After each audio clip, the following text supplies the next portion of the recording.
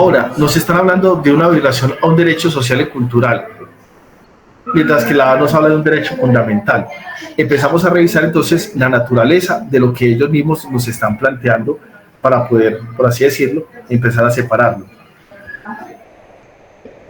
La respuesta que más se aleja entre las opciones de respuesta sería entonces la opción C, que es válida por ser aplicada solo al lugar de trabajo. La validez puede existir, pero el argumento que la acompaña es la que nos está separando, porque el argumento dice, se aplica solo al lugar de trabajo, pero entendemos que no hay lugar de trabajo de ninguna entidad que pueda, por así decirlo, superar lo que válidamente existe, que es la posibilidad de poder hablar de estos elementos del tema religioso. Pero ahora nos quedan dos opciones, que es la violación. Uno dice que el derecho fundamental, otra el derecho social y cultural, que fue donde veo que hay muchas respuestas, que muchos se inclinaron por la A y muchos se inclinaron por la B. ¿Qué es lo que ocurre aquí? Tenemos que empezar a preguntarnos lo que lógicamente y teóricamente se puede comprender. Si miras estas opciones de respuesta, vamos a entender que derecho fundamental tiene su propia definición y un derecho social y cultural puede, por así decirlo, definirse su propia naturaleza. La pregunta que les voy a hacer es, ¿existen los derechos sociales y culturales?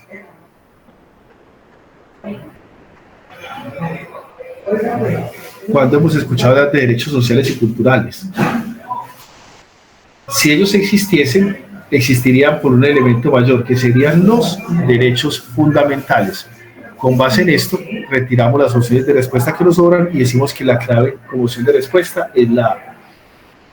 Hay algo interesante del juego situacional y es que sus opciones de respuesta siempre se van a presentar como muy deseables, muy correctas. Lo que hacemos es buscar cuáles son, y póngale mucha atención a la siguiente frase, aquellas opciones de respuesta que responden de forma correcta y completa a la tarea de evaluación, es decir, la que se nos está preguntando. Yo en esto soy muy incisivo con los concursantes e incluso cuando he tenido la posibilidad de estar en los lugares de aplicación de las pruebas, siempre se los reitero antes de empezar. Forma completa, pero también forma correcta. Pero resulta que en el juego situacional, reitero, todas las opciones de respuesta son deseables, es decir, todas se presentan como coherentes, como adecuadas, etc. Como esto ocurre así, lo que hacemos es buscar cuál es la que de forma más completa responde al ejercicio. Por ejemplo, aquí lo acabamos de hacer. Cuando hablamos de un derecho social y cultural, estamos hablando de algo que es más teórico, sí, pero no es una realidad completa. Por ejemplo, cuando tengo que escoger entre un derecho fundamental y un derecho social y cultural, voy a preguntar cuál de los dos es el que está por encima del otro, porque ellos dos son los que me están haciendo tambalear en escoger. Un derecho fundamental está por encima de un derecho social y cultural, en la teoría, porque del PROE se desprenden todos los derechos. Por ende, voy a mirar siempre los derechos fundamentales. Es muy práctico para responder, por ejemplo, el ejercicio de las preguntas que están especialmente relacionadas con las pruebas funcionales en el nivel básico, ¿ya? Porque responden a realidades que son muy genéricas. Nuestro ejercicio, entonces, por así decirlo, como un camino para llegar a la opción de respuesta, es siempre realizar, como dice la compañera Beatriz Elena, ese proceso de descarte. Descartar, reitero, antes de seguir, se los voy a decir, los dejo muy claro, para que no vayan a tener un error mañana. Descartar no es un ejercicio de suerte. Una cosa es colocar las preguntas al azar. Otra cosa es descartar lógicamente. El proceso de descarte consiste en que el proceso cognitivo, mentalmente, todos nosotros estamos en capacidad de decirnos a nosotros, esto es correcto. Pero como las tres opciones se empiezan a presentar como correctas, ¿qué es lo que va a ocurrir? Que mentalmente vas a empezar a convencerte a ti mismo de qué forma esos elementos que hay ahí son correctos, ¿ya? Digamos que el cerebro trata, por así decirse, de autoconvencerse. Y ese proceso de autoconvencimiento nos está haciendo una exigencia adicional. Entonces, querido cerebro, no te vas a dejar confundir. Vamos a empezar a buscar cuál de estas opciones realmente se acerca a lo que estamos buscando. ¿Qué me están preguntando? ¿Qué es más completo? Porque correcto está todo según lo que veo, pero ¿qué es más completo? qué elementos que aparecen ahí se adhieren más a lo que me están preguntando, cuáles elementos de esto tienen o no algo que ver con la situación que se me está planteando. Y con base en ese diálogo es que empezamos a generar un adecuado descarte y decimos, esta realmente se aleja demasiado de lo que estoy buscando o esta se acerca más. Y con esas bases vamos trabajando. Otra forma es establecer el tipo de texto. Los textos pueden ser descriptivos, argumentativos o dialógicos. ¿Qué es lo que nos interesa saber de esto? Bueno, cuando un texto es descriptivo, vamos a ponerle mucha atención a esto, vamos a buscar en el contenido del documento unas caracterizaciones. Es decir, en uno de los casos que encontraron, se dieron cuenta que el ciudadano del cual se está hablando nos están dando elementos muy prácticamente descriptivos de él. Nos están hablando de su edad, nos están hablando de su situación cognitiva, nos están hablando de qué tipo de ejercicios es lo que está buscando. Bueno, cuando miramos esa clase de elementos que son tan descriptivos, ¿qué es lo que tenemos que hacer? Entender que cada uno de esos elementos que se están planteando ahí tiene algo que ver con la opción de respuesta y tiene algún impacto y que se genere y se acerca a él. Ahí nosotros, ¿qué es lo que tenemos que decir al enunciado? No nos vamos a dejar ganar tan fácil porque esos elementos se convierten en relevantes. Reitero, si un elemento fue colocado dentro del enunciado es porque es importante. Por ende, no podemos simplemente decir no es importante o lo alejamos, por así decirlo. No. Cada elemento debe ser tomado en cuenta, especialmente si es descriptivo. En el ejercicio argumentativo, lo que hacemos es encontrar las ideas principales que hacen parte del texto, pero que están estratégicamente ubicadas, están siempre al principio o al final del párrafo. Recordemos que en la materia textual existe en el texto, como por así decirlo, una introducción, existe un desarrollo y existe un desenlace. En los elementos de juicio situacional, el elemento argumentativo es fundamental porque nos ayuda a buscar en qué parte específicamente está la idea principal. ¿Por qué la colocamos al principio o al final? Porque ella por así decirlo, se ubica como una introducción o como una conclusión, pero todo lo que hay en medio de ella, lo que algunas personas llamarán carreta, es realmente el argumento en la forma en la que se va desarrollando. Entonces, en los textos argumentativos, de esa forma buscamos las ideas principales que ya vimos en el primer ejercicio, que son fundamentales para poder responder. Ahora, los textos también pueden ser dialógicos, porque tienen un carácter argumentativo, pero con varias perspectivas. Entonces, no existe solamente el argumento, sino que también existe el contraargumento. Es decir, existe, vamos a hacer un ejemplo, una visión en la cual soy yo con un compañero de trabajo. Él tiene su punto de vista, yo tengo el mío. Esto lo convierte en un texto dialógico porque existen dos tipos de argumentos para interactuar. Cuando hablamos, por ejemplo, de un ciudadano que nos está planteando una situación y usted como servidor público, ¿qué es lo que está desarrollando, lo que va a estar ejecutando, lo que le está respondiendo? Como el ciudadano viene con un criterio y usted tiene otro, se convierte en un ejercicio dialógico. Por ejemplo, se le habla del superior inmediato y de usted como funcionario o de otro compañero. El compañero dice, el jefe dice, usted opina. Esto también se convierte en un ejercicio dialógico.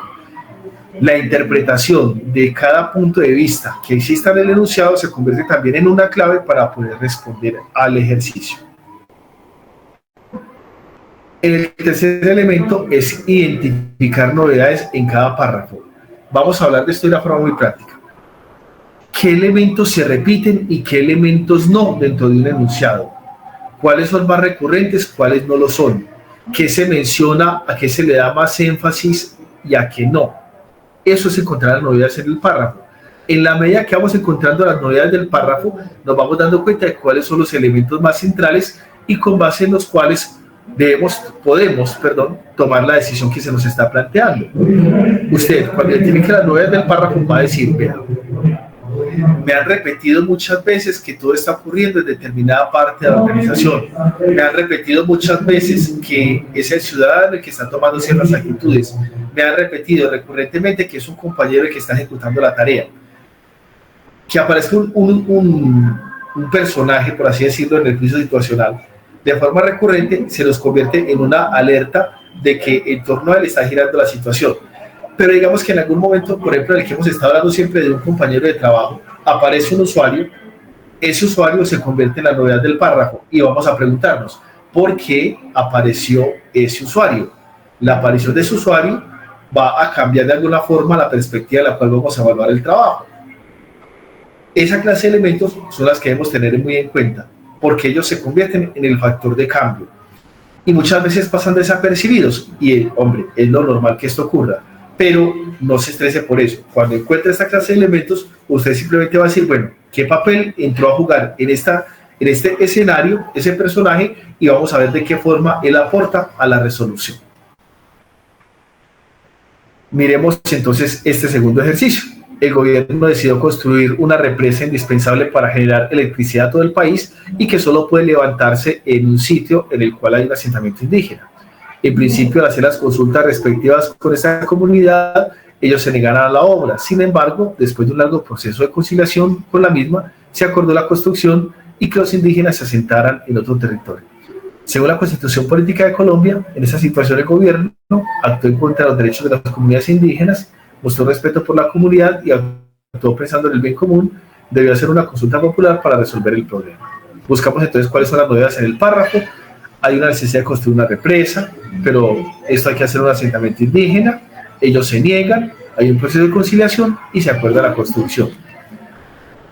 Esas novedades en el párrafo nos están permitiendo que extraer esas ideas o elementos principales que hacen parte del enunciado, que aportan al contexto, que algunas son más relevantes que otras y que en última instancia lo que están haciendo es irnos guiando en la forma en la cual construimos la idea. Un ejercicio como este que estamos realizando aquí es bastante interesante y yo le voy a pedir a usted que ojalá de aquí en adelante las siguientes preguntas que vamos a hacer, trate de hacerlo mientras lo vamos resolviendo. Es cuando usted mentalmente trata de hacer una sinopsis, de hacer una síntesis de lo que está leyendo.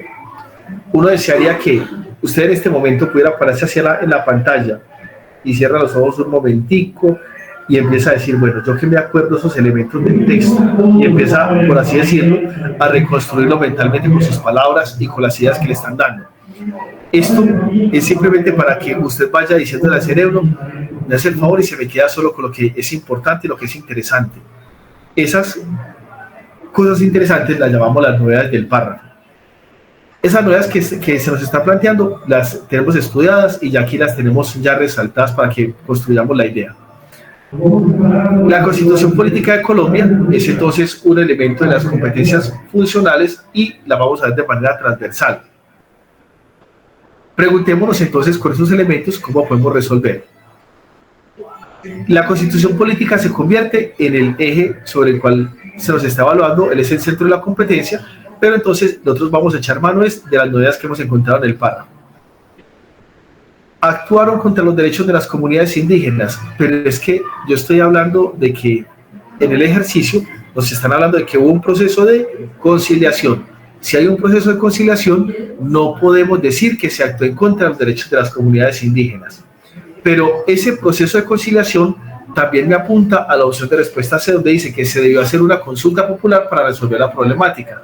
Pero es que si hubo un proceso de conciliación, quiere decir que se presentó la información, se escucharon a las partes y con base en ello se tomó la decisión. Del proceso de conciliación se dice que se acordó la construcción. Ese elemento del proceso de conciliación que se convirtió, por así decirlo, en la novedad de todo ese contexto que se nos presentó en el enunciado, nos está diciendo que, primero nos dijo que no se actuó en contra de los derechos fundamentales. Él mismo nos está diciendo que técnicamente, al compartir la información, no hubo necesidad de hacer una consulta popular. Pero ese proceso de conciliación nos está hablando de que, en última instancia, se mostró respeto por la comunidad indígena y se actuó pensando en el bien común. En ese sentido, nuestra opción de respuesta, nuestra clave, era la respuesta B. Como un elemento agregado, por así decirlo, es que la opción de respuesta que les planteé ahí, la opción B, tiene dos elementos que son vinculantes con la opción de respuesta. Por así decirlo, se los voy a plantear así. Habían dos caminitos para llegar a esa opción. Aparece la palabra bien común en la opción de respuesta. Es también una novedad. El bien común Sabemos que es el principio por el cual todo el ámbito social se ve beneficiado en pro de esto que se está, de lo que se está trabajando, de lo que se está evaluando. Miren que al principio nos decían que el gobierno había decidido construir una represa, pero decía indispensable para generar electricidad a todo el país. ¿Ya? Ese elemento que parece como aislado tiene también su parte en el juego, porque acuérdense lo que les dije ahorita. Usted se pregunta por qué colocarían eso ahí. Incluso podrían haber hecho más resumido el texto si le hubieran quitado eso, pero vean, indispensable para generar electricidad al país. Y luego nos hablan del asentamiento indígena. Quiere decir que cuando se logró acordar la construcción, tanto el país beneficiado de la obra como los indígenas, con el cuidado de su territorio, que aparece al final del párrafo, que los indígenas se asienten en otro territorio, ambos se vieron beneficiados y aparece entonces ahí el bien común. Si la opción de respuesta me habló del bien común, es porque el bien común tenía que aparecer en alguna parte del enunciado y nos damos cuenta que sí aparecía intrínsecamente en los elementos que estaban ahí. Por eso decimos que no nos podemos separar de esos elementos que se van volviendo como tan relevantes dentro del ejercicio. Para esta pregunta, 20 de ustedes contestaron que era la B acertadamente, 5 se fueron por la C y 3 personas se fueron por la A.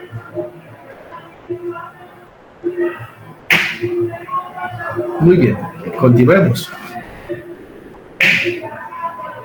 Las palabras clave se convierten también en un factor muy interesante para hacer la lectura, pero recuerden lo que les está diciendo ahorita.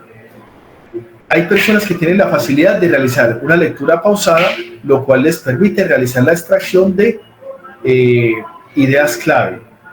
Pero las personas que tienen la facilidad de realizar lectura rápida, es decir, realizar la lectura corrida del texto, y logran, por así decirlo, obtener una buena comprensión de lo que estaban leyendo, no lo hacen a través de ideas, sino a través de palabras.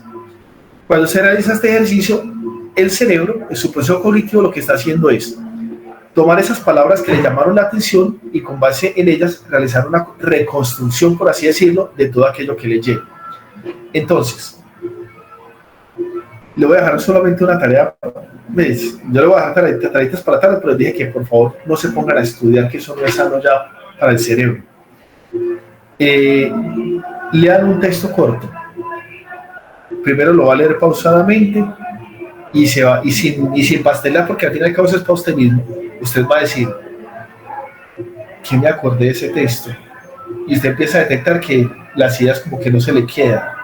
Ahora va a volver a leer el mismo texto y lo va a leer de manera rápida, sin detenerse mucho en los elementos. Y nuevamente va a empezar a preguntarse por usted mismo qué fue lo que quedó. Si usted se da cuenta que es más fácil para usted retener elementos con la lectura rápida, esa va a ser su herramienta para mañana, porque el cerebro solamente retrae hacia sí las palabras clave.